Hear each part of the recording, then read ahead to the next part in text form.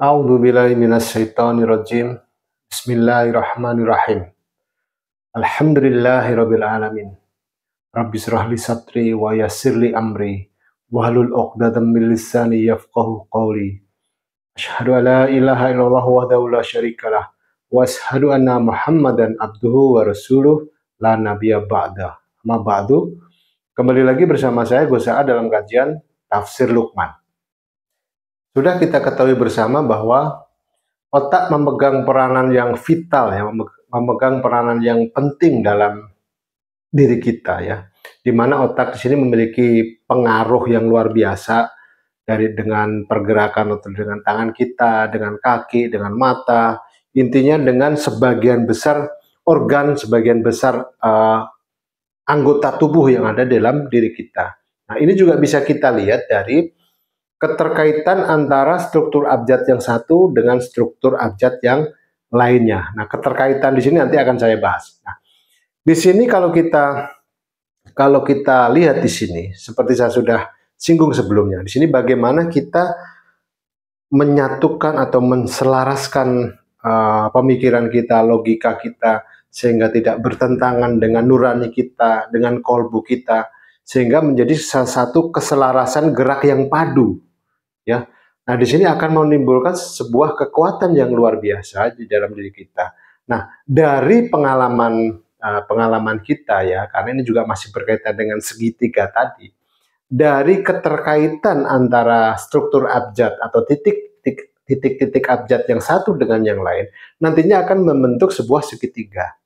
Ya, nah di sini akan saya jelaskan kaitannya, ya, kaitannya antara struktur abjad yang satu dengan struktur abjad yang lainnya di sini, ya, di mana, ya, sebagaimana juga sudah kita ketahui bersama bahwa otak, ya, itu kan titiknya lam per 12, ya.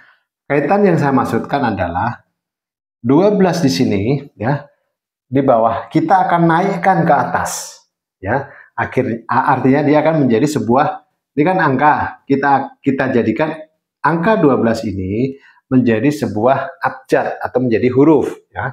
Jadi angka 12 menjadi abjad ke-12 atau menjadi huruf ke-12 itu adalah sin.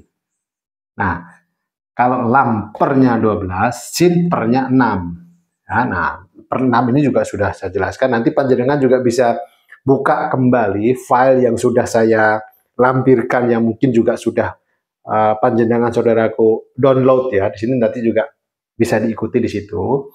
Nah, selanjutnya adalah huruf ke-6 itu adalah H. H itu pernya 24. 24 hurufnya adalah mim. Mim pernya 13. 13 hurufnya adalah shin. Ya. Ya. 12 shin, 13 shin. Nah, pernya adalah 27. 27 secara huruf atau urutan abjad ke-27 adalah H. H per 16. 16 hurufnya atau abjadnya adalah to. Ya. To, ya. To di sini per 8. 8 adalah dal. Dal pernya 4. 4 hurufnya adalah sa. Sa per 32. Ya. 32 hurufnya adalah tak marbutah. Pernya adalah 21. 21 hurufnya adalah qaf. Qaf per 31. 31 adalah alif lam. Pernya adalah 20. 20 adalah fa. Fa pernya 10. 10 ro pernya 5. 5 adalah jim pernya 3. Ya, 3 adalah sa. Maaf, 3 adalah ta. 3 adalah ta. Ta per 23. Nah, 23 sendiri adalah lam. Lam per 12. Akhirnya kembali kan ke sini kan. Nah, kalau kita hitung di sini, ya, titiknya semua berarti di sini ada 2. Nah, kenapa di sini ada 2? Karena kalau di sini di sini untuk menaikkan angka 23 ini, ya. Nah, kalau kita hitung di sini adalah 1 2 3 4 5 6 7 8 9 10 11 12 13 14 15 16, ada 17 titik, ya, 17 titik abjad atau tidak 17 titik struktur abjad, ya. Nah, karena 17 seperti saya bilang tadi, juga sudah penjelasan sebelumnya juga saya pernah singgung, ya. Kita akan mencari sebuah keseimbangan, ya. Senantiasa kita akan cari sebuah keseimbangannya, di mana keseimbangan itu tentu saja adalah titik tengahnya. Karena jumlahnya adalah 17, maka titik tengahnya adalah titik ke-9, ya. Jadi 1 2 3 4 5 6 7 8 9. Jadi titik tengahnya adalah Fa per 32. Nah, ini yang pertama, ya. Nah, ini kan baru dari sisi otak, ya. Atau di sini kalau bisa dibilang adalah di sini logika. Nah, kemudian hamzah, ya. Hamzah per 18. Di sini disebut dengan hati, ya, atau nurani. Ya. Nah, sama dengan yang di sini, ya. Dinaikkan juga menjadi abjad ke-18. Abjad ke-18 itu adalah ain. Ain itu pernya 9. Ya. 9 itu adalah zal. Huruf ke-9 adalah zal. Zal itu pernya 25. 25 hurufnya adalah nun. Nun pernya 14. 14 itu adalah shot. Shot itu pernya 7. 7 itu adalah kho, ya. Kho itu pernya adalah 33. Nah, 33 ini adalah hu, ya, ini huruf bentukan, sudah saya jelaskan sebelumnya, terdiri dari 3 huruf, ya. Ha, waw, dan hamzah. Ya, ini satu huruf, satu kesatuan huruf, hu per 22. 22 hurufnya adalah kaf. Kaf per 11. Ya. 11 adalah zai. Zai per 26. 26 urutan hurufnya adalah waw. Waw per 15. 15 adalah dot. Dot itu per 28. 28 adalah lam alif. Lam alif pernya 17. 17 adalah zo. Zo pernya 29. 29 adalah hamzah per 18. Ya, sama, ya. Ini berakhir di hamzah, sama dengan awal di hamzah. Jadi hamzah awal dan hamzah akhir. Di sini juga sama, lam awal, lam akhir. Ya. Nah, sama dengan cara sebelumnya di atas, ini juga akan kita cari titik keseimbangannya atau cari titik tengahnya. Nah, kita hitung sekarang berapa jumlahnya. 1, 2, 3, 4, 5, 6, 7, 8, 9, 10, 11, 12, 13, 14. Ada 14 titik, ya. Berarti kalau 14 kita bagi 2, itu kan 7. Berarti titik tengahnya titik ke-7 dan ke-8. Nah, sekarang kita hitung titik ke-7 dan ke-8 jatuh pada titik struktur abjad yang apa?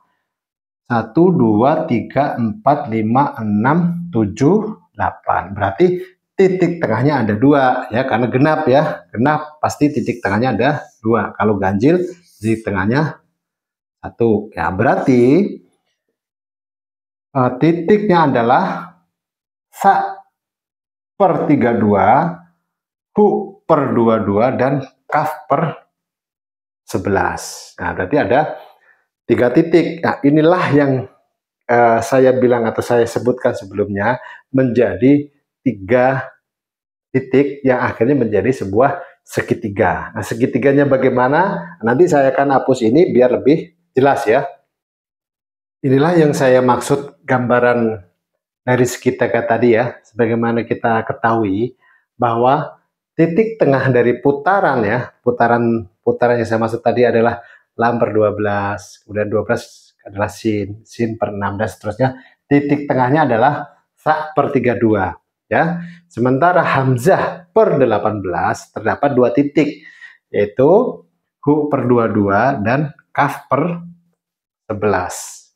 Ya, kaf per 11. Nah, dalam aplikasinya, nah ini sebenarnya bisa kita jadikan dia sebagai simbol, ya. Kita ibaratkan dia adalah simbol diri kita, ya, simbol diri kita, simbol katakanlah simbol keinginan kita, simbol dari sebuah harapan kita, atau simbol dari permohonan kita kepada Allah Subhanahu wa Ta'ala.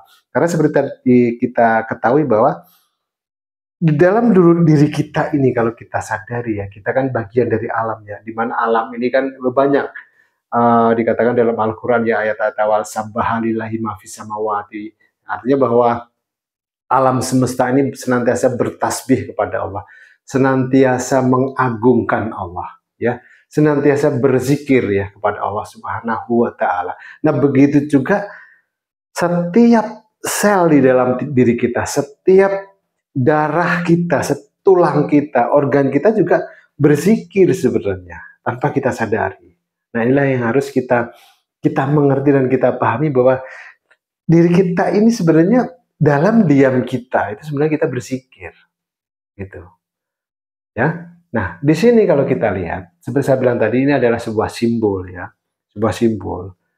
Nah, tentu ya harapan kita ketika kita memiliki sebuah problem, atau memiliki sebuah kesulitan, atau memiliki sebuah hambatan lah, halangan lah, katakan begitu, kita berharap Allah memberikan kemudahan terhadap ikhtiar kita. Allah memberikan keluasaan dalam kesempitan kita, memudahkan setiap ikhtiar kita. Nah, di dalam struktur ain, kaitannya dengan struktur ain yang memiliki arti pemecahan masalah ya, pemecahan masalah itu adalah ain ke-19 ya. Ain ke-19 di sini di samping dia memiliki arti masalah, tapi juga memiliki arti pemecahan masalah ya.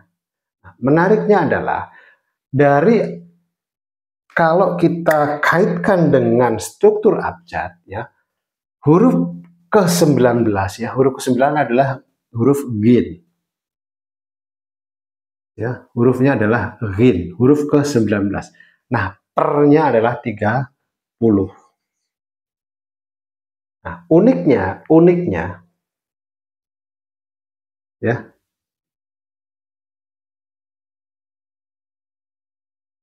Uniknya 30 ya, secara abjad ke-30 itu adalah ya. Ya pernya 19 atau ya per ghin. Nah, jadi mudahnya kita angkat 30 ini, kita ganti menjadi huruf ya. Jadi ghin per ya. Nah, inilah yang saya maksud ya. Dari pengalaman beberapa kawan-kawan kita yang sudah mempraktekkan ya, katakanlah menjalankan katakanlah, ini sederhana sebenarnya. Ya, sederhana, sepertinya sederhana. Tapi kalau kita menggerakkannya dengan benar, dengan khidmat, kemudian benar-benar kita berserah diri, berpasrah diri secara total kepada Allah Subhanahu wa Ta'ala, insya Allah kita akan diberikan katakanlah petunjuk, kita dikasih kemudahan insya Allah. Nah, karena apa? Ini bisa dibilang sebagai pusat konsentrasi kita. Nah, ketika Anda berdiam diri, kemudian Anda, ya terserah Anda, boleh dengan memejamkan mata, atau boleh dengan mata terbuka. Ya bagaimana nyamannya panjenengan, nyamannya saudara-saudaraku. Ya mungkin lebih khidmat dengan mata terpejam. Nah, konsentrasikan di segitiga ini. Ya, segitiga ini. Dari sini, dari sa per 32 ke kaf per 11, kemudian ke hu per 22, kemudian naik ke sa per 32. Nah, kemudian dibalik lagi dari sa per 32 ke kaf per 11, ke hu per 22, terus kemudian ke kaf per 11, kemudian balik ke sa per 32. Kemudian tarik semuanya ya, tarik semuanya dari sa per 32 ke jin per 30. Ya, Anda seolah-olah menarik angka sa per 32 ke gin per 30. Terus kemudian kaf tarik ke tengah, gin per 30. Hu per 22 tarik ke gin per 30. Ini adalah katakanlah pusat konsentrasi kita ya. Agar kita konsentrasi itu memiliki sebuah titik, memiliki sebuah objek yang akan kita jadikan sebagai pusat konsentrasi kita atau pusat orientasi kita. Ya sama halnya dengan ketika kita sholat menghadap ke Ka'bah yang menjadi pusat orientasi kita, ya menjadi titik-titik. Nah, sementara diri kita sendiri adalah ya kita kalau kita ibaratkan ya diri kita ini sendiri adalah bagian dari alam semesta ini sendiri. Nah, ini kan juga bergerak ya, sebagaimana alam semesta ini bergerak. Ada gerakan yang ke kanan dan ada gerakan yang ke kiri. Makanya putarannya ke sini atau putarannya ke sini. Ya, putaran ini terserah nyamannya Anda, nyamannya gerak hati Anda. Anda nyaman dari sini ke sini, ke sini ke sini, atau dari ke sini, sini, sini, sini. Ya, kembali lagi dari pengalaman yang diceritakan ke saya setelah saya share ini, setelah saya bagikan, ada satu hal yang unik, yang menarik gitu loh. Ada anak usia ya mungkin masih SD lah ya, masih SD, dia memiliki kelemahan, dia nggak bisa bilang R. Ya, kalau orang Jawa bilang pelo lah, pedal ya, nggak bisa bilang R gitu, nggak bisa dia. Nah kemudian ya alhamdulillahirobbilalamin anak tersebut itu bapaknya seorang ustadz yang kita kenal lah. Akhirnya bapaknya meminta anaknya untuk melihat ini, dilihat aja. Nah tapi kalau si anak itu tidak kita kasih katakanlah gerakannya harus ke sini, harus ke sini, harus ke sini. Enggak. Nah, kita minta si anak itu cuma lihat ini aja. Lihat ini aja. Ya 1 atau 2 menit cukup gitu ya. Nah, itu setiap hari si anak itu melihat ini jadi sama orang tuanya ditaruh di tempat yang mudah dia lihat. Ya, atau katakanlah sering dia lihat gitu ya. Ya di pintu gitu ya, di dekat meja belajar ya, ditaruh. Jadi 1 menit atau 2 menit untuk melihat ini. Dan subhanallah, itu kalau tidak salah 1 minggu ya, 1 minggu kemudian itu anak bisa bilang R. Nah, sampai orang tuanya juga heran. Nah, itu kan buat saya ada sebuah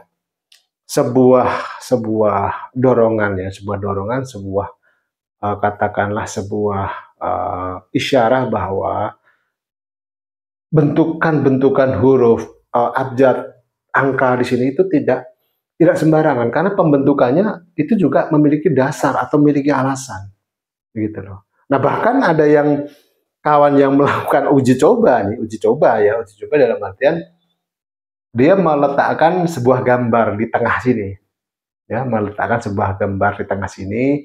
Nah dia meletakkan gambar Ka'bah, gitu loh. Meletakkan gambar Ka'bah di sini. Harapan dia bisa pergi umroh gitu. Dia pengen umroh gitu. Ya subhanallah, itu saya lupa tepatnya, cuman lupa tepatnya berapa lama. Yang jelas kalau nggak salah itu 1 tahun kemudian ya. 1 tahun kemudian beliau bisa berangkat umroh gitu loh. Ya. Nah, ini kan artinya ada beberapa hal yang di luar ya, seperti saya sampaikan tadi ya, di luar, katakanlah di luar perkiraan kita. Ya kita hanya bisa, ya kita sebagai manusia normal ya, katakanlah kok bisa ya, Nah, cuman bagaimana nanti kan istilahnya kekuatan, ya kembali lagi ya, kekuatan sebuah keyakinan dalam diri kita bahwa Allah Subhanahu wa Ta'ala itu akan mengabulkan setiap permohonan hambanya, setiap doa hambanya. Itu kan janji Allah ya.